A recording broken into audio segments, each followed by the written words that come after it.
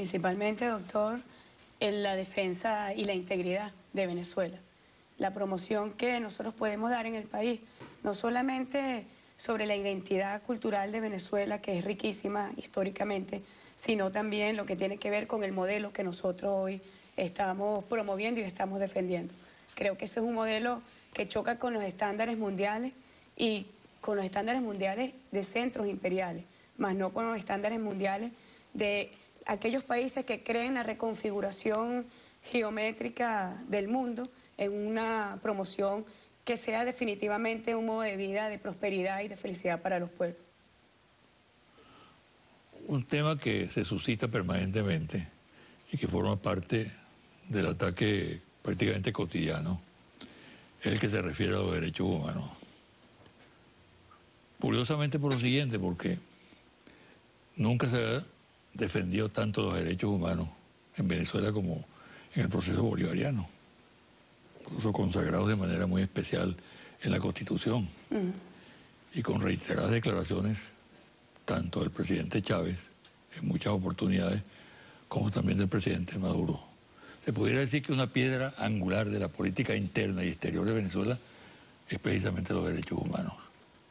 ¿Por qué atacan por allí? Absolutamente los derechos humanos, como usted bien lo dijo, doctor, quienes realmente fuimos víctimas de violaciones de los derechos humanos en el pasado, durante la Cuarta República, sabemos que no ha existido en la historia política de Venezuela un gobierno que haya promovido y defendido y estandarizado constitucionalmente los derechos humanos como lo hizo el comandante Chávez y el gobierno de la República Bolivariana de Venezuela.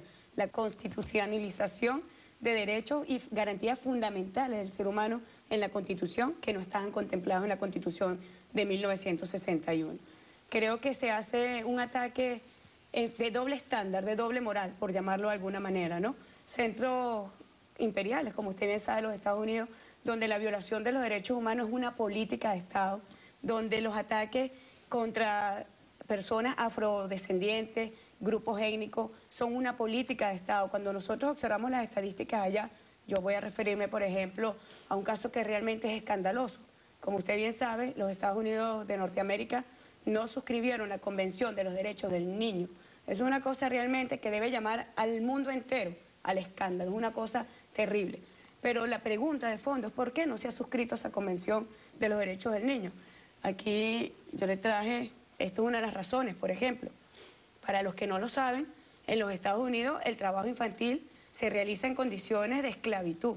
Niños que trabajan más de 50 horas a la semana sin remuneración alguna. Tenemos cifras también escandalosas. Más de 100.000 niños inmigrantes y afroamericanos trabajan en condiciones de precariedad. Es decir, está como una política de Estado la esclavitud de niños. Y esa es la razón principal por la cual los Estados Unidos pues, no ha suscrito la Convención de los Derechos de los Niños. Una cosa que debería llamar a la reflexión al mundo entero, sobre todo un país que pretende erigirse como el policía juzgador de otras naciones sobre materia de los derechos humanos. Lo otro tiene que ver con el caso de la discriminación racial. Recientemente veíamos incluso la declaración del director del FBI, no estamos hablando de un círculo bolivariano, estamos hablando del director del FBI diciendo que en los Estados Unidos hay una política marcada de discriminación racial. Hemos visto casos realmente escandalosos. Yo traje por aquí unos ejemplos de jóvenes afroamericanos que han sido golpeados, que han sido asesinados y por cuerpos policiales, por cierto, y ninguno de estos policías estadísticamente ha sido condenado. Hace 2 días el Departamento de Justicia, por cierto, absolvió al asesino de un policía comunal, al asesino de un joven de 17 años de descendencia afroamericana. Pero cuando nos vamos al tema de la comunidad penitenciaria, es aún más escandaloso. 2,5 millones de personas están privadas de libertad en los Estados Unidos. Por cierto, el país con mayor índice de privados de libertad en el mundo entero. Los Estados Unidos suele lucirse en ser algo de lo más grande en el mundo por todas sus estadísticas, pero lamentándolo mucho, estadísticas negativas. De esas 2,5 millones de personas que están privadas de libertad en los Estados Unidos, el 37% se refiere a afroamericanos.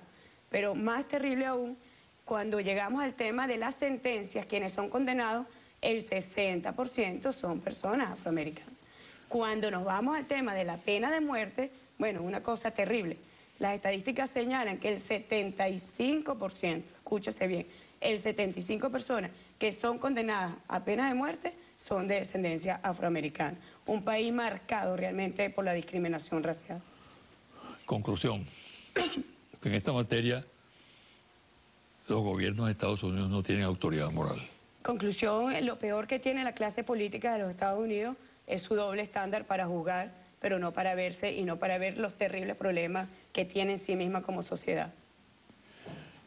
Aquí la oposición sostiene que en este momento Venezuela es un país aislado, ¿no?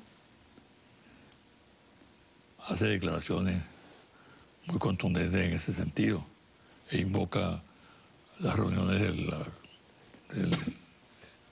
del Parlamento Europeo, por ejemplo, o declaraciones en algunos países como España, etcétera, ¿no? Y le atribuyen un peso fundamental, ¿no? ¿Está aislada o no Venezuela en el contexto mundial? Absolutamente. Lo que pasa es que si usted ve la política desde su ombligo, a lo mejor su ombligo le está informando algo que es completamente erróneo. Cuando nosotros vemos el apoyo, además reiterado, de los bloques regionales, de UNASUR, de CELAC, de ALBA, de Mercosur, del G77 más China, de los BRICS, de los países no alineados, bueno, es prácticamente mayoría en el mundo. Ahora, ¿quiénes venden esa mentira sobre Venezuela? Los centros imperiales mediáticos. Sobre el mundo, no solamente contra Venezuela, sobre el mundo se ha desatado, doctor Rangel, una campaña de los poderes hegemónicos mundiales, el poder financiero, el poder económico, el poder mediático, el poder cultural a través de esa maquinaria cultural y opiniática llamada Hollywood, todo, y el poderío obviamente militar.